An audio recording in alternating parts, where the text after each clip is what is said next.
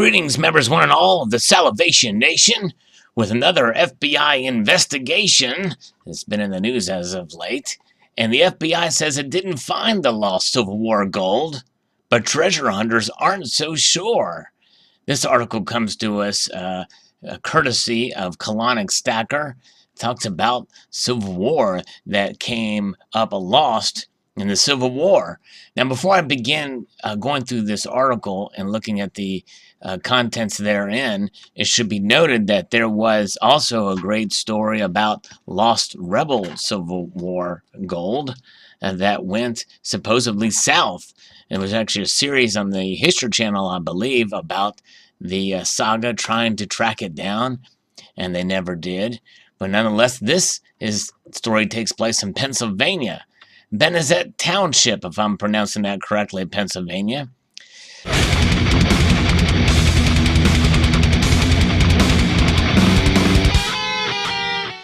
Decades ago, when a tale of lost Civil War gold turned Dennis Parada from a furniture salesman into a treasure hunter, he pointed a 1969 Corvette towards a steep mining road and drove it up into the wild. That's how gung-ho he was to find this treasure, Parada's son Kem said Monday morning on the densely forested mountainside. On a frigid day this past March in 2018, after days of digging, the FBI seemed to dash the Parada's lifelong dream, saying teams of investigators found nothing at the rural dense run site off Route 555 in Elk County, approximately 260 miles northwest of Philadelphia. The agency stands firm on that nothing today, even as Parada's questioned what exactly happened there during the dig. FBI investigators must follow the facts, spokesperson Carrie Adamowski said in a statement Tuesday. The fact here, as previously stated, is that nothing was found in the excavation. But the FBI also says the Dense Run case is an ongoing investigation, which makes Bill Cluck, the Parada's lawyer, scratch his head. If the site was empty, then that's it. It's over, right? If they found nothing, Cluck said, or are they investigating something I'm not sure we're allowed to talk about? The legend dates back to the summer of 1863, when a special Union detachment was tasked with transporting 26 gold bars, each weighing 50 pounds, from West Virginia to the U.S. Mint in Philadelphia. That detachment, as the story goes, was ambushed, the gold lost and supposedly buried. And here we see a clip from the newspaper here. Is Elk County hiding $4 million in gold?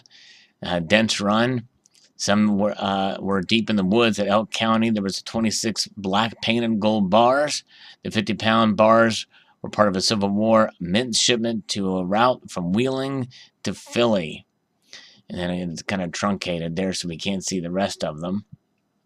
Dennis Parada, founder of the treasure hunting business Finders Keepers, has long told reporters he's focused on the boulder-strewn hillside thanks to a map given to him by an old man at a furniture store where he worked. All the Parada's detection equipment told them gold was down there too. You name the treasure hunting equipment, we had it. And it all pointed to gold, gold, gold, Chem 33 said at the site. And here we can see where it is in relation on Pennsylvania state map. The Dense Run area is state land, however, and Pennsylvania Department of Conservation and Natural Resources has told Finders Keepers not to dig there. DCNR has said it was never able to confirm the Civil War era story. If the Union gold was there and the legend true, the gold would still belong to the federal government. And I think I've actually covered a story on part of this before, but I think it's before the FBI had their conclusions. And here we see Jason Nark, I guess a photo by, says Ken Parada of Finders Keepers points to rock where he and his father had dug in Elk County, believing a lost shipment of Civil War gold is buried in this area. Based on today's value, an ounce of gold, the lost load of 26 bars, would be worth $27,381,120. Dennis, for some reason, believes that there were 52 bars of gold, but once the FBI got involved and hired a contractor to scan the ground, the amount skyrocketed, he claims, the value even greater. In late January, the Protestant and journalist Warren Gettler, who has written books about gold, drove to the FBI offices in Philadelphia. The Protestants handed over their readings, thinking it would go nowhere. We figured it was a wasted trip to Philly, said Kim, who works in law enforcement. Within 24 hours, the agent was calling my dad. The FBI moved quickly to obtain a warrant from a federal judge in Pittsburgh that remains sealed. Finders Keepers claims Enviroscan, a Lancaster-based firm the FBI hired to conduct the metal detection, actually found a mind-boggling 7 to 9 tons of gold and silver at Dent's Run, which could jack the value up to hundreds of millions of dollars. Enviroscan declined to comment. Yeah. When the FBI discovered on Dent's Run on a week of March 12th, the Pradas and Gettler were mostly kept at a distance the entire time, waiting in their car at the bottom of the old mining road for hours at a time. I was promised we could be on site when they started digging, Dennis said outside his home in Clearfield County on Monday afternoon. Eventually, Dennis said he was led up the site and asked to look into a hole the FBI had dug. It held nothing but dirt and rock. An agent asked him what he saw in there. Dennis thinks the moment was meant to embarrass him. I said nothing. He said, "That's it. There's nothing there. Let's all go home," Dennis recalled. I said, "You're the one who told me there was 9 tons here. You, not me." Cluck estimates the government spent at least 6 figures to fund the operation, but he has been unable to obtain any of the reports because the investigation is ongoing. You have 50 agents in a hotel. You've got agents flying all over the country. They rented backhoes and porta potties, he said. Conspiracies about the dig linger. One resident on the sparsely populated road that leads to the mines told the Associated Press of jackhammering sounds all night up in the woods. People saw helicopters, large convoys, and military vehicles. "I know they found gold," resident Cheryl Elder told the AP. "I know they found it, and they're being sneaky." The Pradas even mentioned that a Russian plane carrying 9 tons of gold and silver bars lost some cargo over Siberia a day after the Dent's Run excavation ended. That was a while ago. I remember doing a story on that, actually, or reporting on a story on that. On Monday, the Dent's Run site appeared grown over with invasive grasses, with little evidence that there was even a dig there. Dennis said all of his equipment, all the readings he had up there for gold for years, now came back empty. "All the equipment I took up there, and there's nothing. There's no readings or nothing," he said. And we see this photo from March 13th. The FBI tent is seen behind a police tape at the base of the hill where investigators were conducting an excavation of Civil War era gold at Dent's Run. While Dent's Run remains in limbo, Finders Keepers continues its treasure hunting at various locations in Pennsylvania, including silver taken from a Spanish shipwreck, a haul Dennis believes is buried elsewhere in Elk County. The crew is also working on an island off of Nova Scotia where legends of lost bounties abound. Dennis grew up in Phillipsburg, Center County, rooting around for stones and arrowheads along the Susquehanna River. His grandmother, an antiques dealer, also fueled his interest. "I was Huckleberry Finn," he said. "I built rafts, jump on them, and float down the river. We did the damnedest things back then." Finders Keepers was expecting a finder's fee if the gold belongs to the Union, and more if it's Spanish silver. Dennis figures that would all be fought out in court. Either would mean millions for father and son, but Finders Keepers also want something the money couldn't buy. "Sure, we'd like some publicity, maybe even television," Kim said. "We'd like some recognition for all the work we put in."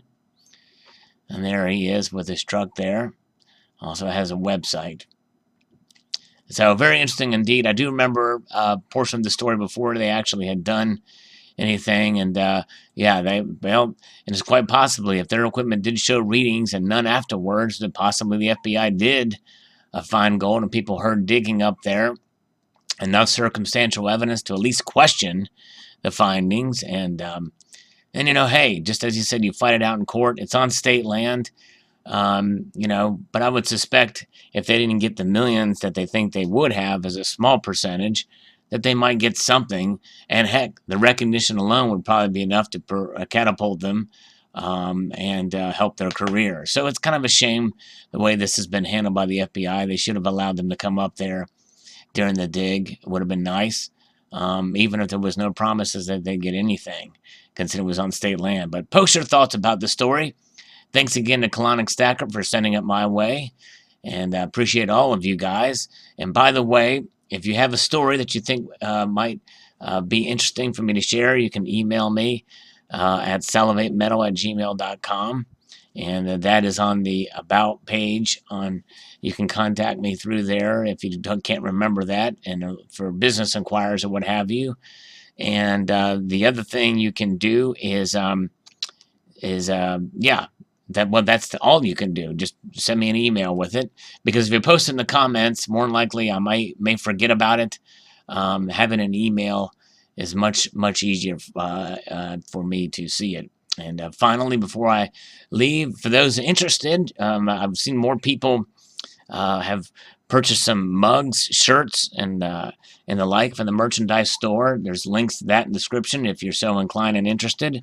It will be there'll be some new items that pop in there from time to time, so stay tuned there. And also the limited fortitude rounds, the silver rounds, the individually numbered, are still available for those of you interested in those. And it'll be the last time. I'm not sure exactly. It will be a capped mintage at some point.